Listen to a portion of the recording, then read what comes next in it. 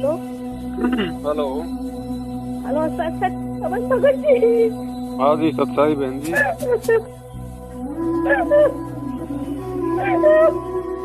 क्या हुआ बहन जी?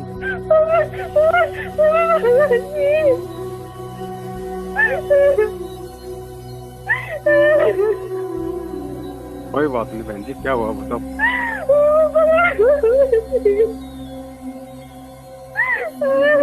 हम कल से आपसे बात करने खोज रहे थे, अभी बात नहीं कर पा रहे।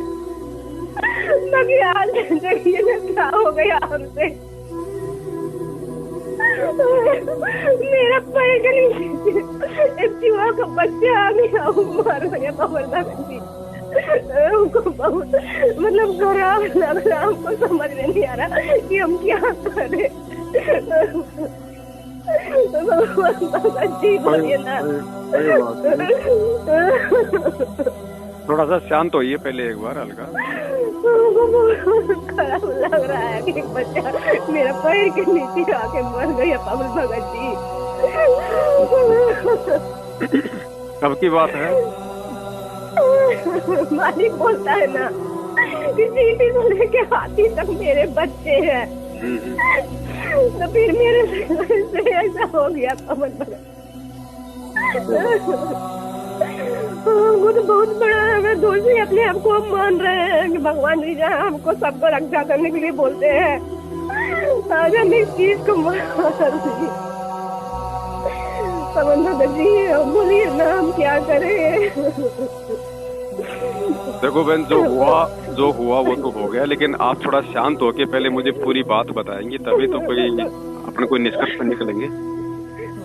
अभी अपना घर में हम प्याज जिसको थोड़ा खा रहे थे, तो फिर हम बाहर जा रहे थे मतलब गिलास तो रखने के लिए, तभी एक पैर के नीचे चूहा का बच्चा आ गया, वो मर गया तरफ तरफ से पवन भगत जी, और हमको बहुत खराब लगा।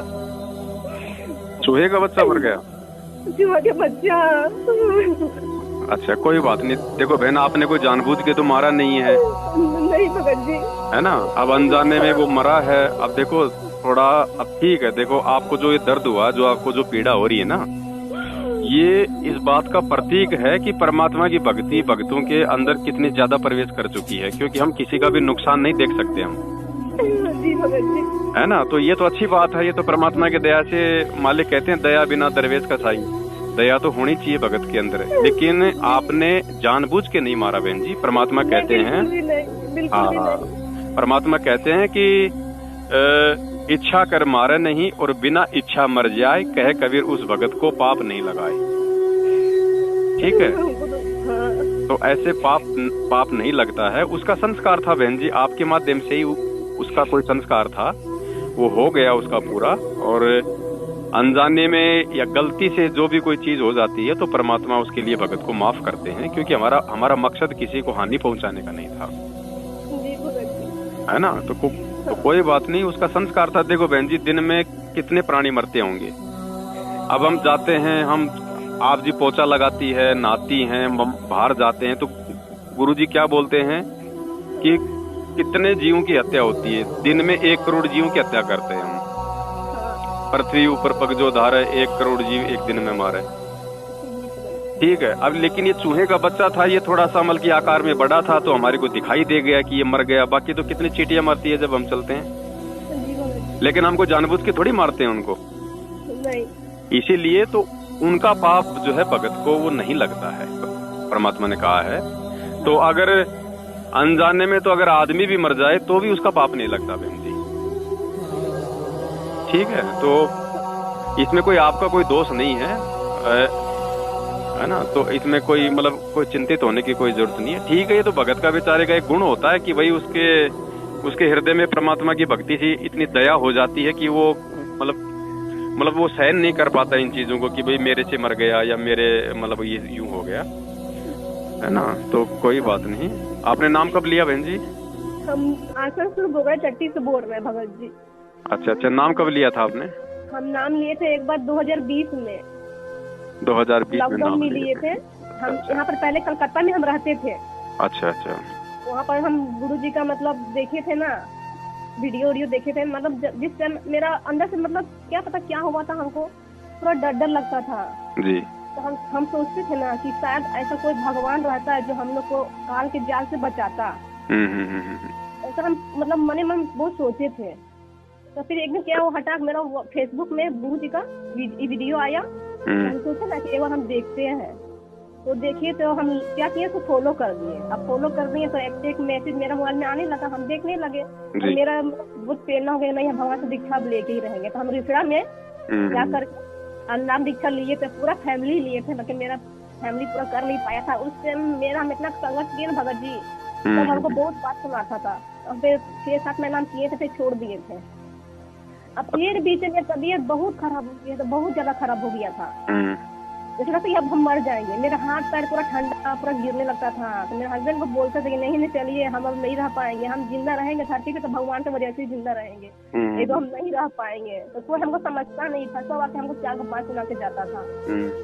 फिर क्या हुआ, इस तरह एक बार फिर लिए, तो जब फिर हमको बुलाया रिश्ता से, फिर हम गए। तो हमको सतनाम हम नहीं लेना चाहते थे, क्योंकि हम जानते हैं कि मेरा मन तो पूरा नहीं हुआ है। फिर वहाँ से जो सब नहीं रहता है, तो उसको हमको बोला नहीं आप ले लीजिए।